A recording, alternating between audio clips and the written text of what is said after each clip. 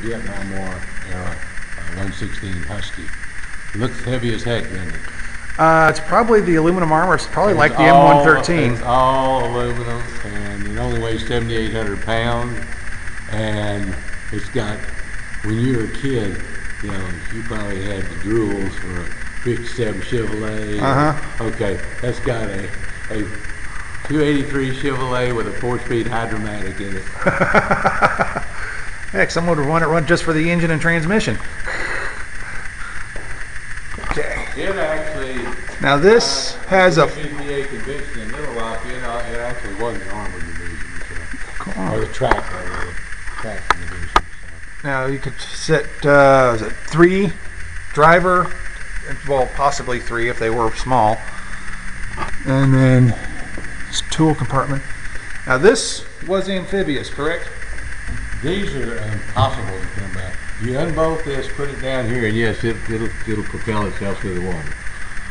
So it can either carry cargo, or it can carry. That's what the inside those things are to strap your cargo down. But it also can carry people. And it's got the stake holes here and the side panels for putting up stake bed for a cover. That's right. Now, how long did this take to restore? I bought this one actually. We finished it up. It was well along. I probably only had 400 or 500 hours in this one. Okay. It looks really good. And this one did serve in Vietnam? I don't know. They didn't make very many of them. As you can see, this serial number 106. They didn't make a whole lot of them. Some of them went to Vietnam. It's very possible it went to Vietnam. Then it came back and there was a tag in there that it was rebuilt, restored, or brought back up to motor pool ready, I guess you'd call it, at the depot there in Tooele, Utah. Okay. Now up on top, those are the doors. Those are the doors that they come out over and down. Yeah. To protect you. Doesn't look like this has, because I know like the M113, you know, it'll stop, you know, shrapnel and rifle fire, but it won't stop 50 cal fire. I don't think this is. Well, there's not anything gonna carry. I looked at a Sherman at Joop Stallman's in Holland, and the turret was just shot all heck. And I said, 20 must have done that. Oh no, that was 50 that went right through the turret. Oi. Oi. Okay. This one is kind of famous. This one was owned by my good friend Sid Duck, who's no longer with us. And this truck got shipped to Normandy, and they drove all around. That's before I got in the game, of course. They did all the fun stuff before I got involved with some of these characters. But they shipped this thing to Normandy for the 50th anniversary, drove it all over Normandy. Then Sid drove it all the way when they did the 50th anniversary of the Alcan. Did the 50th anniversary of the Alcan Highway. He drove it 1,400 miles worth. It was 1,400 miles to even get there, and he drove it all the way. This is some history. You know, I mean, this is stuff that our children need to know. Well, you can see that he got the duty there for being at the 50th or the 60th, I don't know. Maybe it was the 60th. I think it was the 60th. 60th. Yeah, that's back when they actually put the stars on the hoods of everything. And that's a ton and a half. The star was during, you know, they started putting those on there before the Normandy invasion because they didn't want our pilots shooting up our truck. Yeah. So they put the star on, so the pilots could see that that's not something they need to be shooting at. Yeah, that's how we got the different roundels on the aircraft also, because our people were shooting down our own airplanes. I was just reading an article on that the other night, actually. Here's the antenna. Now, I know that some of these trucks were kitted out as communications and command trucks. Have you seen any of those around? Yeah, there's a few of them. I don't really have a communications truck. Well, not this one too. One of the half tracks over there's got all the radios in it. Well, it could be considered a communications and command truck then.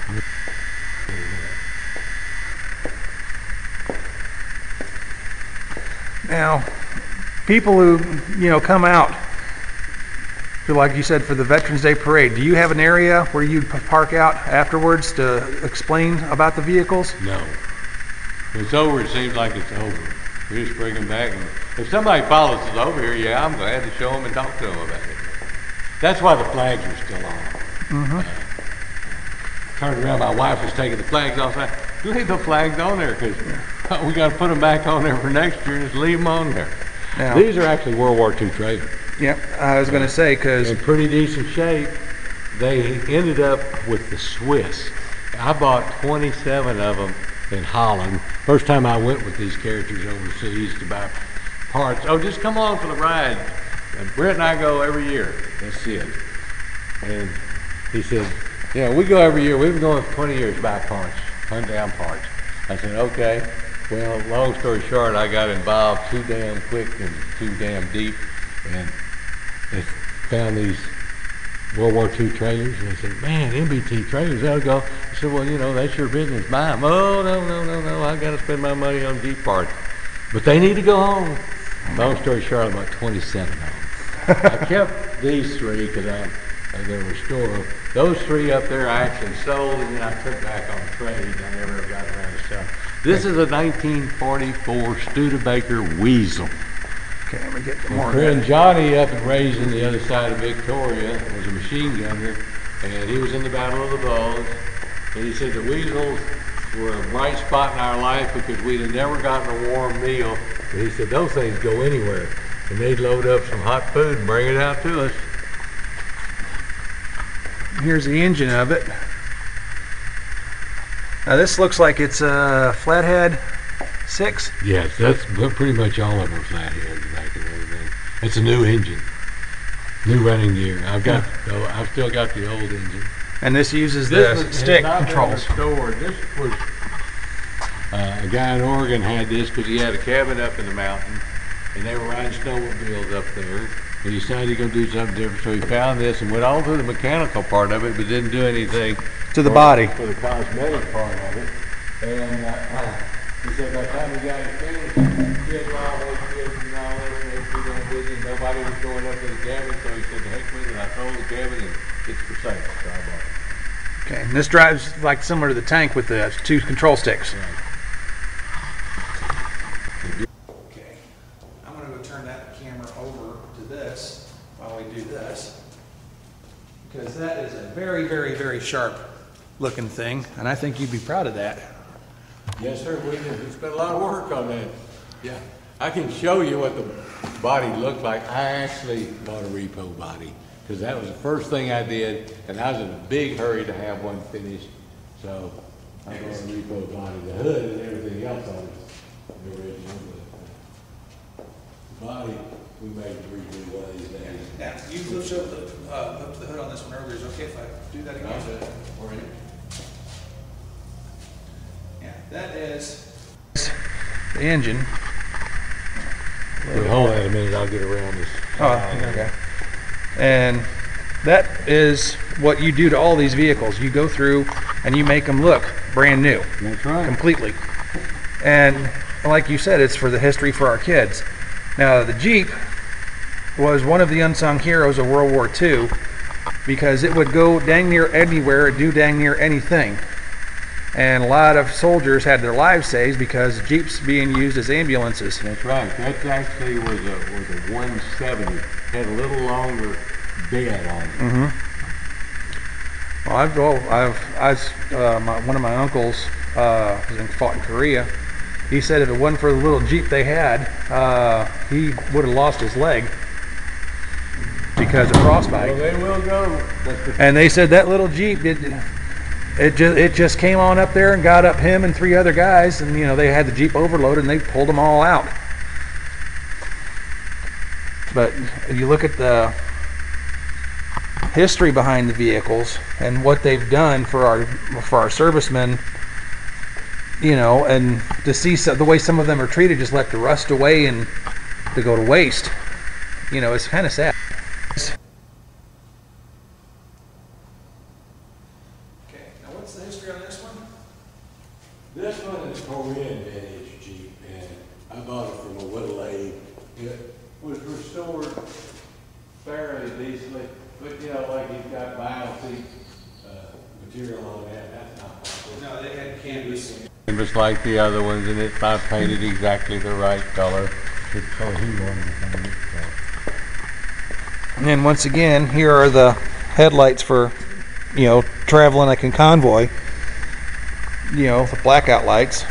This is a hood to put the light down. Here is the actual blackout driving light right there. They had no business to have those blinker lights on there. Yeah, those don't belong. They don't belong, and I haven't gotten around to taking them off yet. But, well, you can't do everything. I know. Now this is the M40, oh not, No. This is the M38 A1C, general purpose quarter ton, basically a Jeep. I drove one of these before. This one though, has a recoilless rifle in it. Yeah. And this was USMC. Is this one was issued out? Yeah.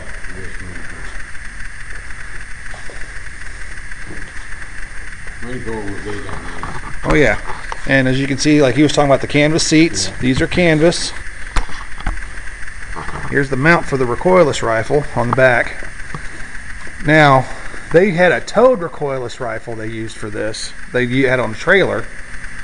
I remember seeing an old training movie, where they took the recoilless rifle on the trailer and they jumped it with the Jeep. I don't remember seeing that one, but it possibly was. They did a little bit of everything with it. But here is the recoilless rifle. Here's the breech of the rifle. Opens up. And it's been demilled. Hello. Yep.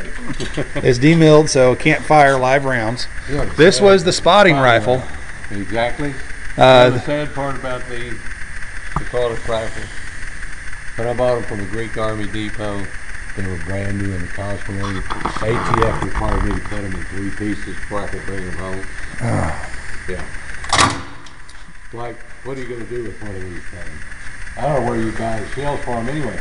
All our shells got used up by the Park Service and by the railroad. For avalanche control. That's exactly right. Shooting snowbanks, knocking them down so they wouldn't come down and smother somebody.